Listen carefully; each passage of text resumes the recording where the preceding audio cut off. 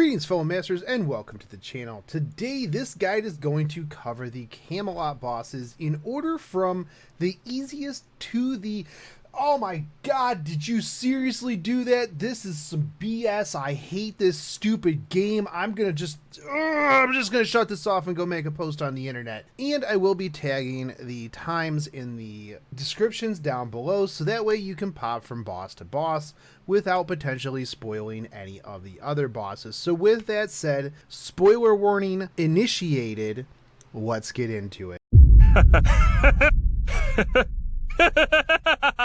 Ozymandias. The Ozzy fight is not just one fight, not just two fights, but 3 fights. That's right.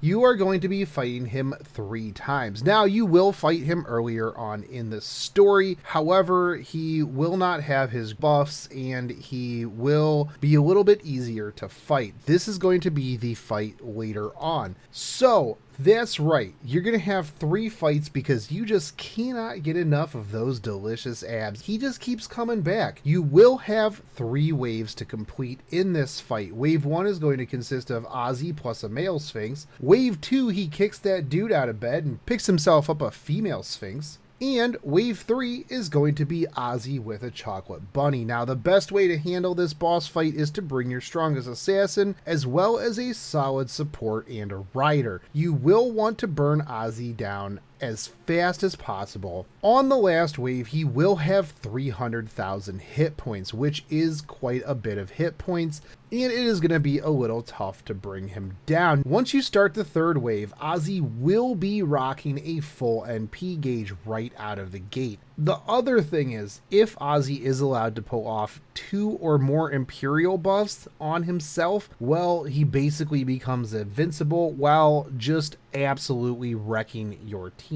So as I stated, one of the best teams to bring against this fight is an assassin to burn Ozzy down, such as Jack, Shiki, or Carmilla. Alternatively, you can also bring Steno, who has 2 methods to stun Ozzy. However, as stated above, you will want to limit how long you keep him alive due to the potential for Imperial buff stacking. Now that you have an assassin picked out, you will want to pick out a rider to clean up Nito as well as a support. It's a good thing that we just had Onigashima because everyone should have an NP5 rider Kentoki and hopefully you maxed him out. If you are watching this in the future, you can take a pick of any available single target riders that you currently have.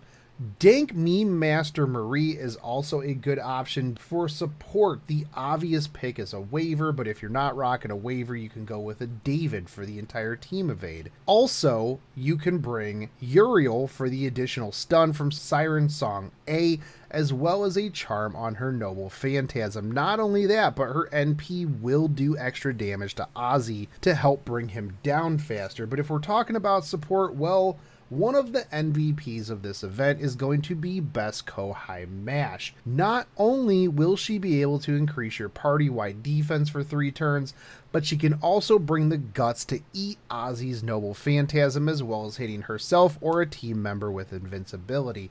Now, as I said that, someone is going to go down in the comments and be like, Mash doesn't have guts. I meant the intestinal fortitude to take that Noble Phantasm. Overall, there are a lot of options here, but it is very likely that I personally will be running a team of Jack, Ryder Kentoki, and David. Personally, this will allow me to create a large number of stars going into the 3rd wave, and with a first turn stun from my Combat Mystic code, it will give me 2 turns to bring down Ozzy and then clean up Nito.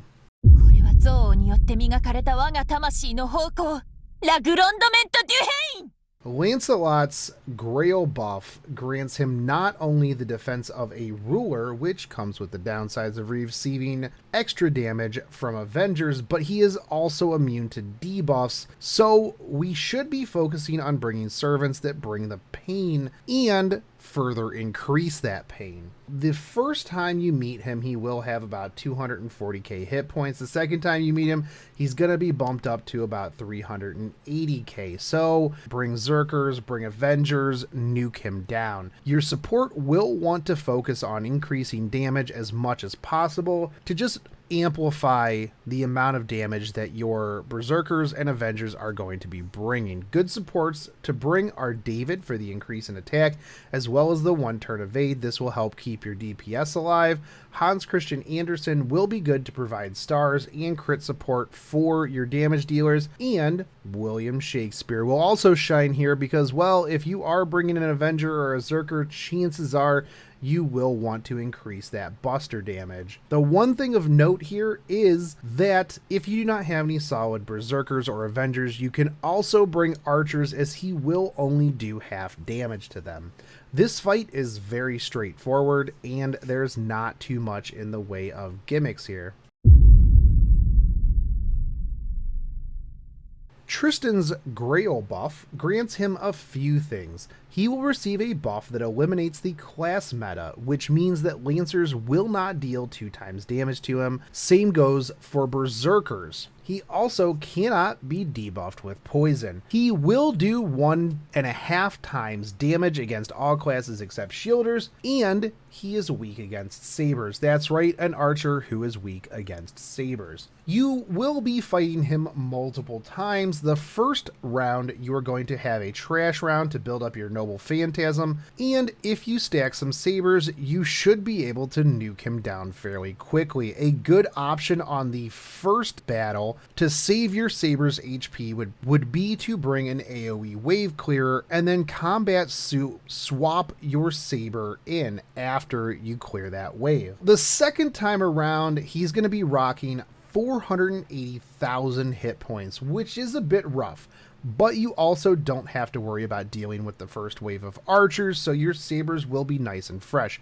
The downside is that you will not have a wave to build up your noble phantasm. As with the first battle, make sure that you bring sabers and you burn him down. There will be likely casualties, but bringing some crowd control support would be beneficial as well. A running theme here is going to be David, Uriel, and Mash, all of which will do very well here, especially Mash due to the fact that he will not be doing berserker levels of damage to her. Sabers of note to bring: Siegfried, Caesar, Rama. All of these are single target sabers and do really good damage, seeing as Tristan takes double damage. They should make very short work of this one. Now, let's get into Mordred. You will be fighting Mordred 3 times. The first fight will be very straightforward. She will be spamming her noble phantasm. The second fight against Mordred will come in 2 waves. The first wave, Mord will only use her extra attack instead of her noble phantasm, but once you get to wave 2, Mordred will go back to firing off her noble phantasm every single turn. By the way, did I mention that's her Grail buff? That's right, every turn she is going to start out with a full NP gauge. Now, there are 2 strats that you can use here. The first one is draining Mordred's NP to prevent her from firing it off. However, she still can use her NP charge and fire it off regardless.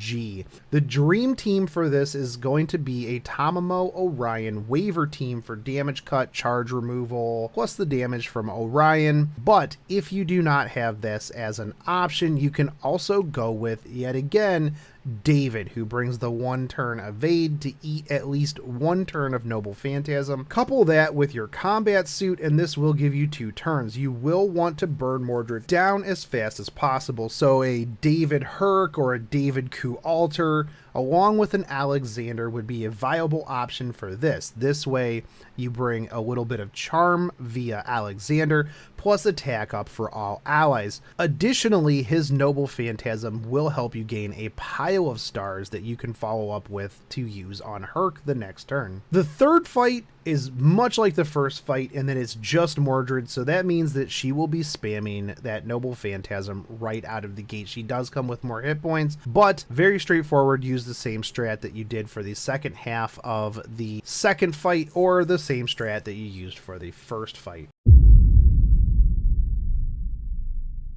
Gawain The Rock Johnson, the man, the myth, the legend, and the reason why you are watching this guide in the first place. When you hear the words Fate Grand Order Camelot, most people are going to bring up Gawain and the absolute devastation that he brings. So what makes him so devastating? Well, his Grail buff grants him 1 extra NP charge every turn. That's buy 1 NP charge, get 1 free. That is 2 NP charges per turn, effectively making him able to fire off his NP every 2 turns. His first encounter is scripted and will end after a set amount of damage is done. This is 25% damage, so if you bring him down to 75% of his max hit points, he will end this mission. You might be saying, oh, 25%, that's not too bad. Well, the catch is that he does have a buff that reduces the amount of damage that he takes by 80%. After you take him down to 75% of his hit points, this battle will end. The second encounter is similar, however, he will only take 50% damage this round, but he does still retain the extra NP charge. This is where you will want to run an Arts Archer stall team. If you have access to 2 Uriels plus an Orion, or a Uriel Orion Tamamo, these would be very, very solid setups. Uriel has the ability to reduce Gawain's NP via Vampirism, plus Siren Song A to stall. She also has the chance to stun on her NP, and as you will be running her in an arts team, you should be getting NPs off quite regularly. Another one to mention is David, as well as Jean, who is also a very viable option to run with Uriel and Orion. You will fight him a 3rd time later in the story, and this time his damage reduction will be cut down to 30%. Lancer Artoria does not come with a Grail buff like her knights. Story spoilers, I know, but you're already here, so whatever. So she is just a straight up boss. Now you might say, but what's the gimmick? Why do you have her up so high? Well, that's because you can't block her NP with invincibility or dodge. She regularly uses her NP charge, and she just has a metric pile of hit points. Not only that, but she will cast Charisma B on herself before the fight even starts. This is going to be a long fight, and you are going to need some defensive buffs, but you can't use invincibility or dodge. Mash is a given on this team. Mordred and Siegfried are also very good, as they both have self-defense buffs to help out with that noble phantasm that Lancer Artoria is going to be using regularly. The nice thing about Siegfried and Mord is they are single target sabers, so they will be doing extra damage. Not only that, but Siegfried and Mord also have increased damage against her. That's right, she does count as a dragon, and she counts as a saber face. You can also potentially bring MHX if you want to bring some extra damage and the unreliable chance to stun, but she doesn't have any way to self-buff herself against the noble phantasm that is going to inevitably wreck her. So this boss is going to be very tough. There are going to be casualties, but you are going to want to bring some supports that it can just flat increase the defense. So this was an overview of the bosses and what you're setting yourself up for. I know there's a lot of different servant combos out there, and you will likely tell me in the comment the servants that I'm missing or the strats that you've come up with in the past, but the big ones to focus on here are going to be David, Orion, Uriel. Stenos, Siegfried, Mord are also very good options, and of course everyone has best Kohai at 10-10-10 with max foes and max level, so I don't even need to mention that. Other things that are very good here are people like Billy the Kid, who will be bringing a metric ton of damage through his crits, and because everything is a saber, fantastic, he's going to be bringing even more pain. So I'm sure that there are things that I missed in terms of servants, but I also want to go over a few of the CEs that I'm very hype about using. If you were were lucky enough to pick up a Verse of Burning Love story from the Rashomon event, this will provide you with a bonus damage to males. Not only that, but increases the debuff success rate, so that will help with those charms and NP removals, and is definitely a solid CE for this singularity. There's also the Art of Death CE that provides 25% increased damage against humanoids, 30% if you have this limit broken. So this will also bring some extra needed damage against some of those bosses that are essentially a DPS race. I hope that this helped you prepare. Good luck with your summons and get ready to get yourself a gold bordered Kohai. And I would like to take this moment to give a huge shout out to all of the Patreons that help support this channel. You guys rock. And if you would like to join the Patreon squad, there's a link down below in the description. If you want to just help the channel out, make sure you hit that subscribe button, hit that bell notification, drop me a like and a comment, and I will catch you guys on the next one. Take it easy. Peace.